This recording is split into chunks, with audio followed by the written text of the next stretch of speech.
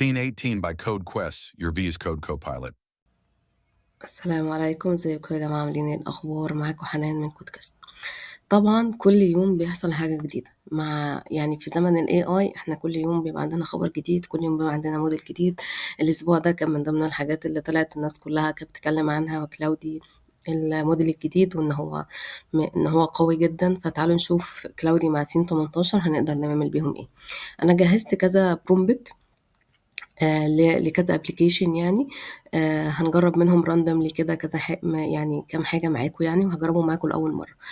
كنت بقى واحد تاسك مانجمنت ابلكيشن، واحد داتا فيجواليزيشن داشبورد، واحد للبيرسونال بورتفوليو، واحد للويب سايت، قصدي للويزر ايه ابلكيشن. طبعا كنت بحاول اوصف في البرومبت تفاصيل على قد ما اقدر، ليها علاقه بالشكل، ليها علاقه بال الاوبريشنز اللي انا محتاجه اعملها في الابلكيشن وهكذا. تعالوا نجرب. اخد كده كوبي البرومبت ده وهبتدي ان انا اجربه كده ايه مع سين 18. اول حاجه، اللي ما عندوش سين 18 كل اللي محتاج يعمله ان هو يروح في الاكستنشن على الفيجوال ستوديو، هيكتب سين، هيلاقي عنده سين 18، هيلاقي الاكستنشن ده، يبتدي يعمل له انستول. بعد ما تعمل له انستول هتيجي هنا هتبتدي تظبط الايه الموديل بتاعك. هتختار كده البروفايدر وتحط الموديل بتاعك وتحط التوكن. ونيجي بقى لايه، ان احنا نحط ايه البرومبت بتاع اول تاسك.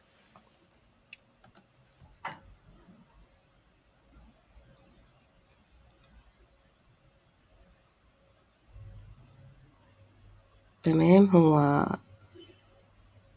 هو بيحاول ايه يقول لي كل الحاجات، وبيقول لي run command، فهقول له تمام. هنا كان بيعمل فولدر، بدأ يفكر. تمام. هنا هو بيكتب. طبعا انا مرنتش البرومبت دي، انا هتفاجئ زيكم بالنتيجة، وخلينا نشوف مع بعض. تمام.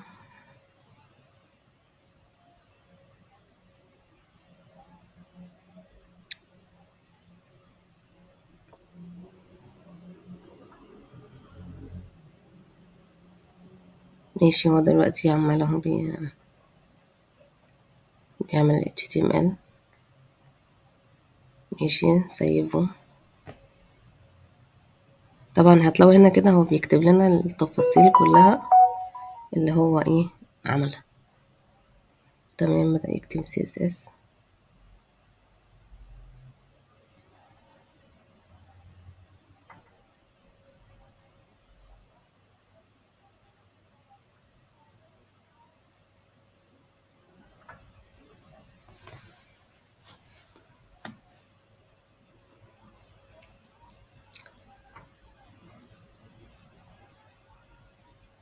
هو دلوقتي بيستايل ال HTML اللي هو كتبه.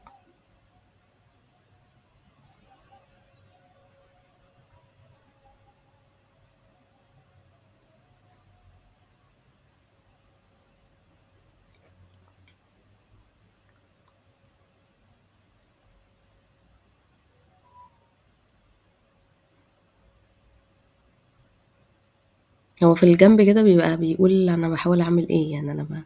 بيقول لك انا will organize the CSS into logical sections، وبيبتدي ايه بريك داون يعني الايه اللي هو بيعمله.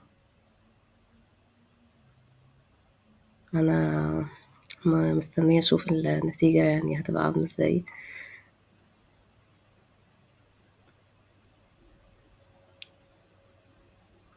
طبعا انا كنتش متوقعة ان هو ايه آه يعني ان احنا ان هو بياخد وقت برضو يعني. هو بيفكر عشان يعمل كل فايل. آه فعشان الفيديو يعني يبقى صغير، ممكن نقسم البرومبتس على كذا فيديو، مش لازم كلهم يبقوا في نفس الفيديو ده.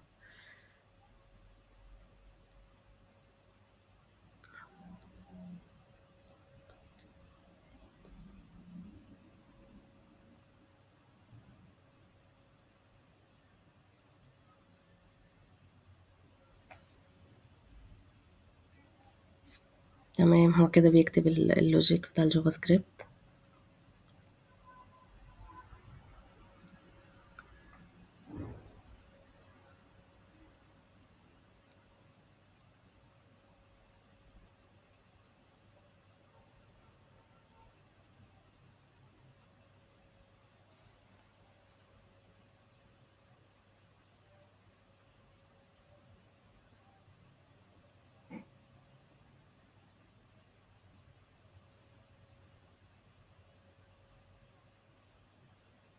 تمام.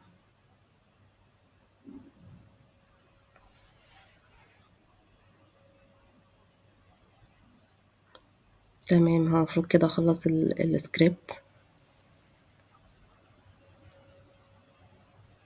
وهنا هو بيشرح لي اللي هو عمله بالظبط، بيقول لي ان التاسك ايه، التاسك خلصت. تمام.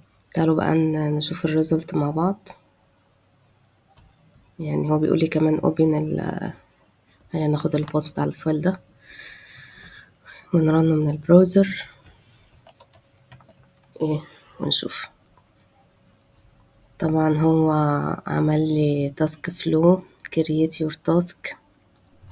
تمام، فانا اقول له مثلا متفاجئة يعني تفاصيل يعني وستيتس عن التاسكس اللي تحت، وخلينا نجرب سوا. مثلا ريكورد سين 18 with كلاودي. اوكي كلاودي 3.7 تاسك. اوكي اديت تودي مثلا، هي تمام حلو جدا. يعني description here أنا بحط اي حاجة. البريوريتي مثلا هاي، الكاتيجوري work مثلا add. تمام حلو جدا. التاسك اتضافت، يا بص التفاصيل done edit delete التوتال تاسكس البندنج filtration وسيرش. لا حقيقي انا منبهرة يعني ان هو قادر يعمل كل غير المود. كل ده احنا ما كملناش 5 دقايق يعني. آه ف فلا يعني حقيقة النتيجة حلوة جدا. طب انا جه في بالي دلوقتي ان انا ايه، ان انا اقول له طب لو انا عايزة خليني عايزة اخليه يغير حاجة، يعني اقول له ايه. مثلا make this application depend. انا عايزة اخليه يعتمد على database مش على depend on database. مش عايزة اخليه يعتمد على حاجة storage يعني local storage. لا انا عايزة يعتمد على database. فنشوف كده، انا ده جه في بالي دلوقتي يعني وانا معاكم. فعايزة اشوف مدى امكانية ان هو هيقدر يعمل حاجة شبه كده.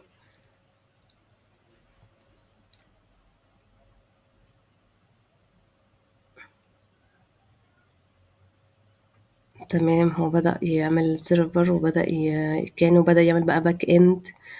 وبدأ ينستول، يعمل اي بي ايز.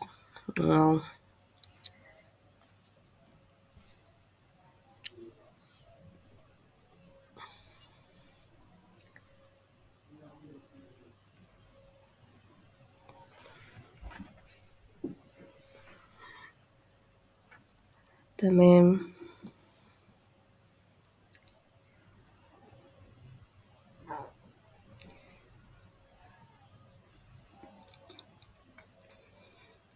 طبعا هيابديت الفرونت اند عشان التشينجز دي في السكريبت.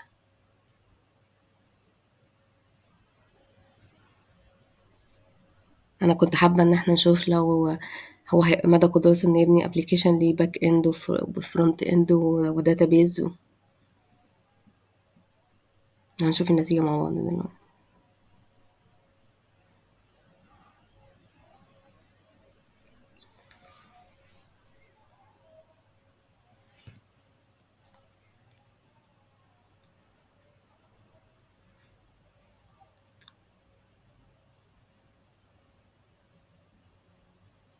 طبعا بيريبليس اللوكال ستورج بالكراد اوبريشنز.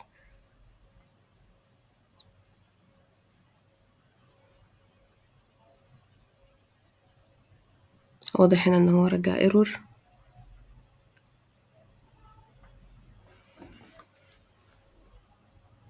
تمام.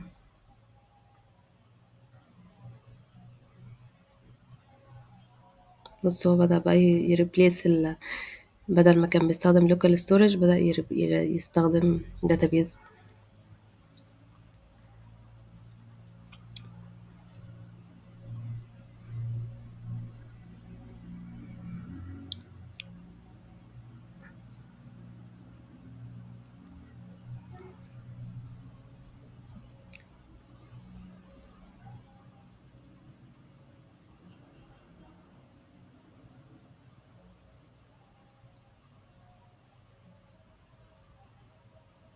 هنoverride.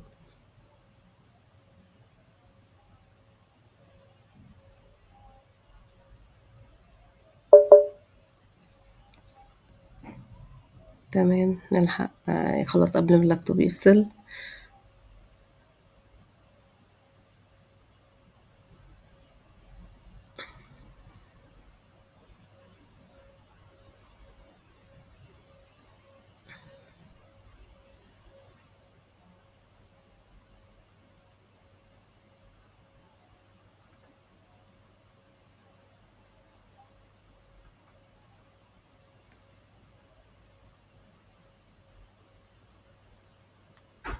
تمام.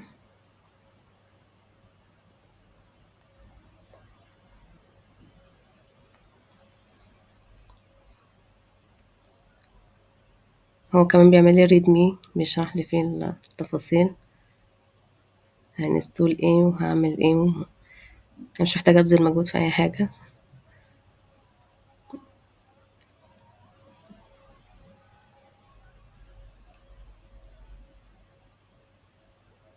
هو كده خلص التاسك، بيشرح لي ايه الفرونت اند هيبقى عامل ازاي، الباك اند هيبقى عامل ازاي. تمام، يقول لي run الكوماندز، فتمام.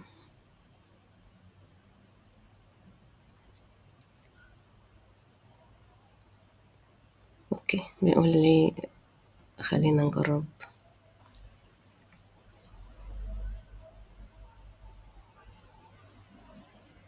اوكي، خلينا ناخد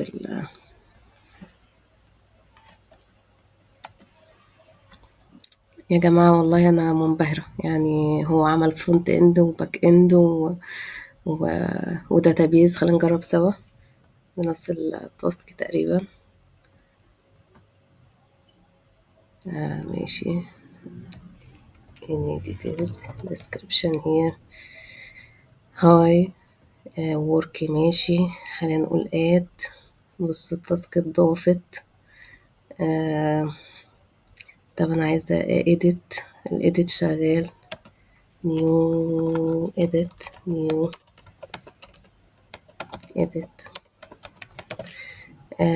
خليني احط ان هي مثلا educational. ماشي، واسيب التشينجز سمعت يا جماعة. طب نضيف تاسك تانية ونشوف. انت بنجرب الفلتر، نضيف تاسك تانية. ماشي، هقول تاسك 2 وهديها ديت 1 وهقول ان هي مثلا بيرسونال وهقول ان هي ميديوم وهضيف.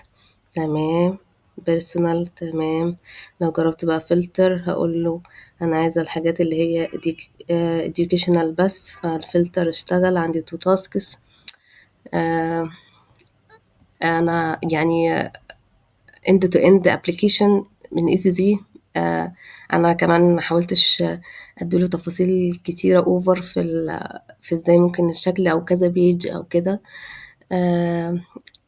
الحقيقي يعني النتيجة حلوة جدًا.